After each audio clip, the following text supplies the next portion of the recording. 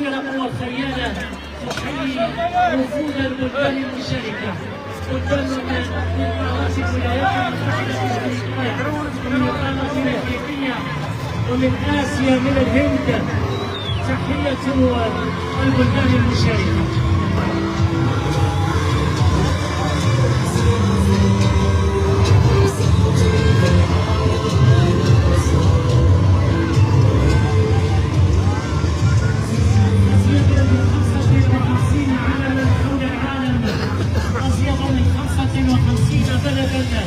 من أصقاع العالم يتحدثون الليلة لغة الوطن والوفاء، لغة الانتماء، لغة الانتصار، لغة المعجزات، في مساء التحمت فيه إرادة وحكمة ملك همام ورؤية ملكية متناصرة العرش العربي المجيد. مجلس الأمن الدولي يعتمد قرارا تاريخيا غير مسبوق يرسخ الحكم الذاتي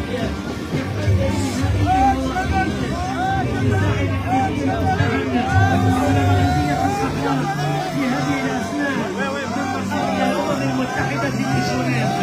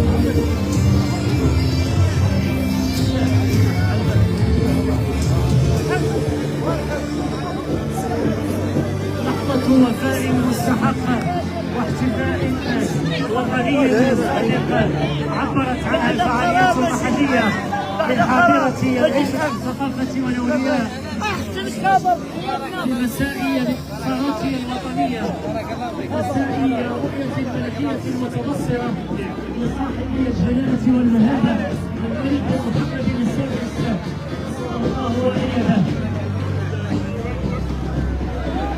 نرجو في إخلاء الساحة لمواصلة عروض التوريضة في مساء الانتصارات الوطنية، مساء الاعتراف والتتويج للرؤية الملكية المتبصرة والدبلوماسية المغربية تحت قيادة رشيدة لصاحب الجلالة والمهابة الملك محمد السادس نصره الله وأيده.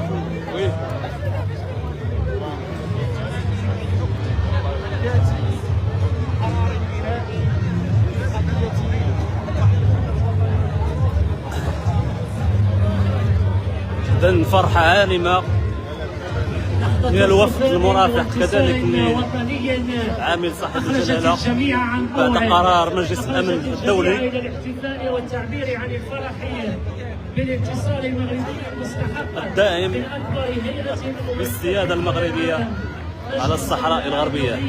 يعتمد قراره التاريخي قرار تاريخي، قرار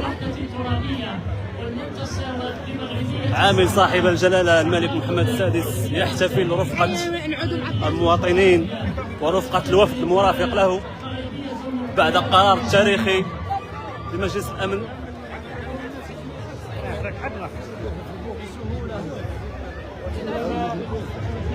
جاء بفضل ملكنا إذن فرحة عارمة لكل محمد السادس الوفود نصره الله والمسؤولين بمدينة سمارة. فرحة عارمة لا توصف.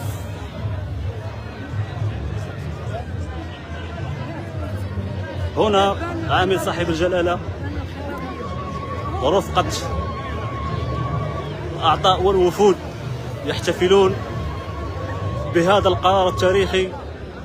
في هذه الأثناء موعد ساكنة سمارة وضيوف احتفالية سمارة مع خطاب ملكي سامي يبث مباشرة. إذن مشاهدينا الكرام في هذه اللحظات هناك خبر عاجل، خطاب ملكي، خطاب ملكي بعد هذا القرار التاريخي. الملك محمد السادس نصره الله سيوجه خطاب بعد قليل بعد هذا القرار التاريخي لمجلس الأمن الدولي. الملك محمد السادس الكل فرح. خطابا ثانيا الى شعبه الوفي.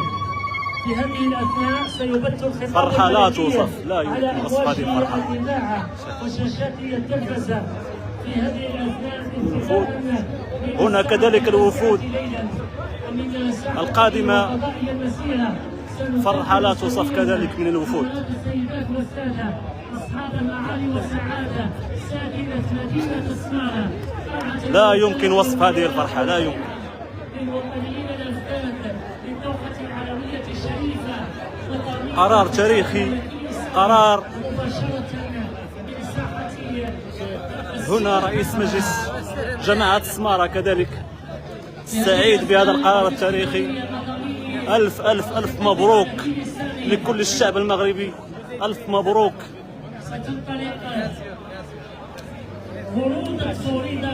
هنا النائب البرلماني سيدي صلوح.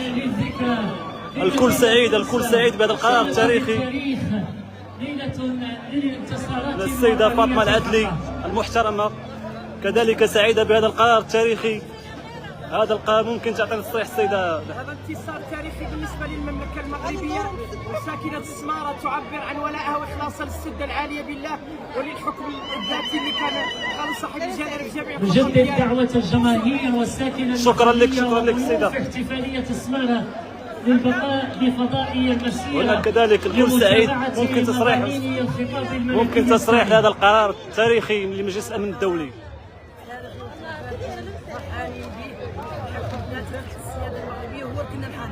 شكرا شكرا. معنا السيدة رئيسة جامعة أمقالة. نعم، في هذه الأثناء فرحة عارمة تعم ساكنة سمارة العاصمة العلمية للأقاليم الجنوبية بمناسبة القرار الذي يؤيد الحكم الذاتي على الأقاليم الجنوبية. وبهذه المناسبة نبارك جلالة الملك وكل المغاربة من طنجة إلى أقصى تقوم الصحراء بهذا القرار الذي هو قرار صائب والذي ينتظره كل المغاربة. شكرا شكرا لك السيدة الرئيسة. إذن قرار تاريخي، قرار وفرحة عارمة من ساحة وفضاء المسيرة الخضراء. سنتابع سويا بعد لحظات الخطاب الملكي السامي الذي سيوجهه صاحب الجلالة والمهابة الملك محمد السادس نصره الله إلى شعبه الوفي بمناسبة القرار التاريخي لمجلس الأمن الدولي.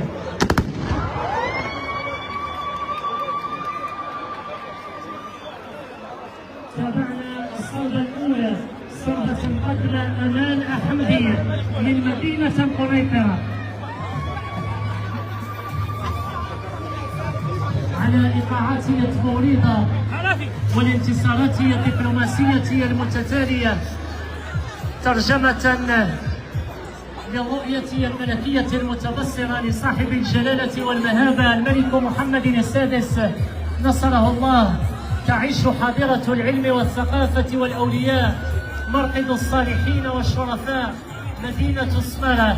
أجواء استثنائية في ليلة الانتصارات الوطنية. قرار مجلس الأمن الأممي يرسخ مقترح الحكم الذاتي كحل نهائي وحيد وأوحد للنزاع الإقليمي المفتعل حول مغربية الصحراء.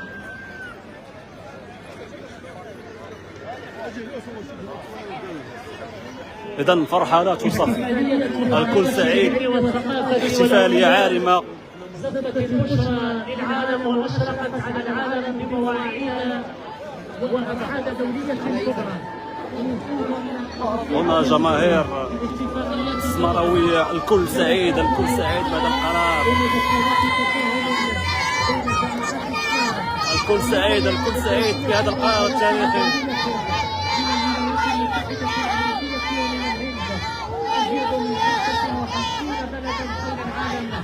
يتحدثون في هذه الأثناء عن تجربة المنظومة المحلية، كيف تصنع الاحتفال، كيف تحلل مناسبة الوطن، كيف تبني مستقبلا من ذاكرة وطنية أوكلا بالأمجاد والبطولات.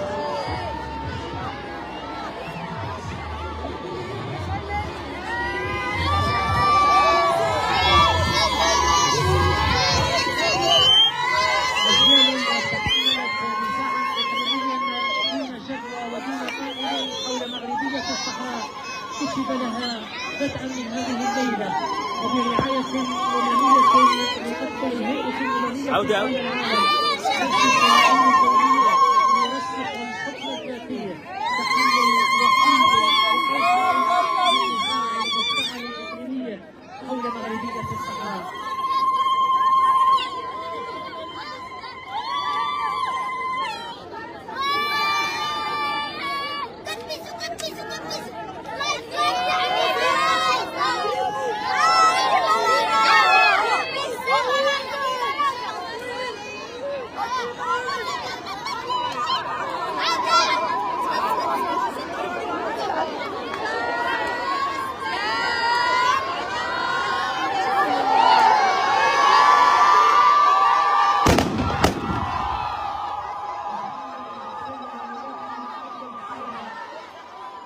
تابعنا سويا مرورها المبارك بفضاء مسيرة الحضارة، والكل معقود بنواصيها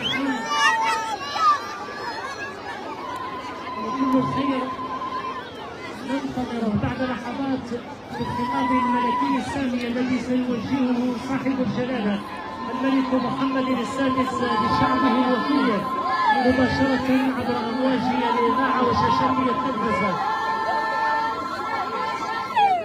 لحظات من الوطنية يسودها ومن الانتصارات المتتالية لعدالة وحدتنا الترابية. مجلس الأمن الدولي، الهيئة الممنوعة الكبرى بالعالم تستعمل غير المسؤول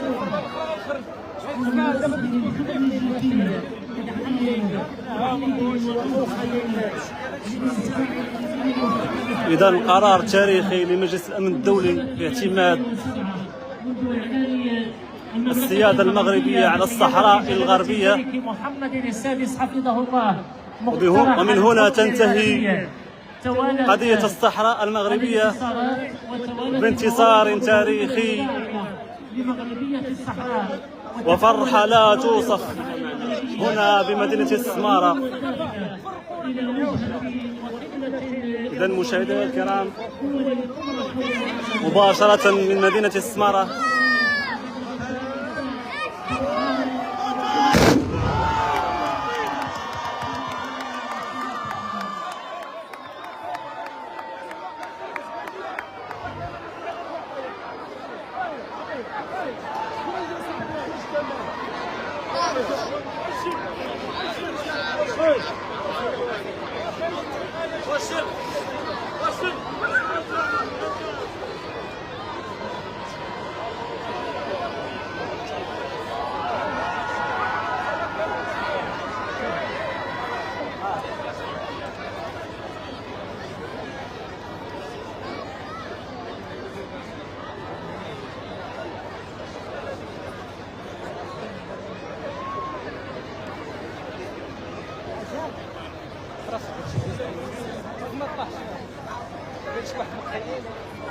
شي واحد عادي بس ديك ما تضرب هذا لا طاح ما قلتش يطلع صاحبي دير لايف. عاش الملك وسالات الحفله بمضمون القرار الآخر بمجلس الأمن. إننا نعيش مرحلة فاصلة ومنعطفا حاسما لتاريخ المغرب الحديث. إذا خطاب صاحب جلالة الملك محمد السادس. أكتوبر 2025 وهناك لقد حان وقت المغرب الموحد للطنجة.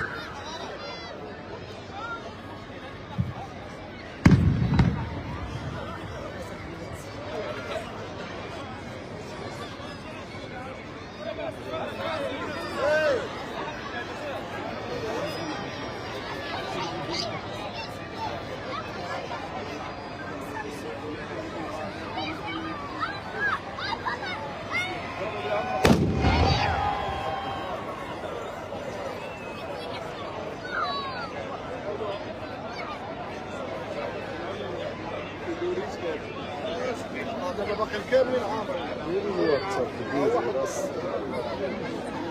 غيعاودوا دابا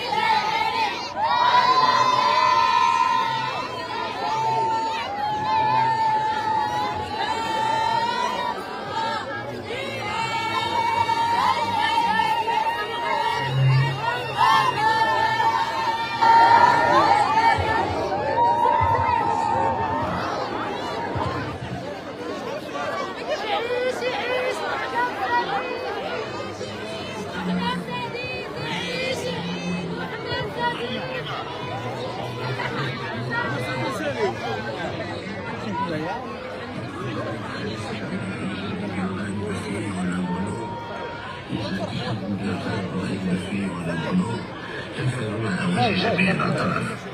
فالمغرب لا يعتبر هذه التحولات انتصارا ولا يستغلها لتأجيج الصراع والخلافات. وفي هذا السياق نوجه نداء صادقا لإخواننا في مخيمات سندوف لاغتنام هذه الفرصة التاريخية لجمع الشمل مع أهلهم وما يتيحه الحكم الذاتي للمساهمة في تدبير شؤونهم المحلية وفي تنمية وطنهم وبناء مستقبلهم في إطار المغرب الموحد. وبصفته ملك البلاد الضامن لحقوق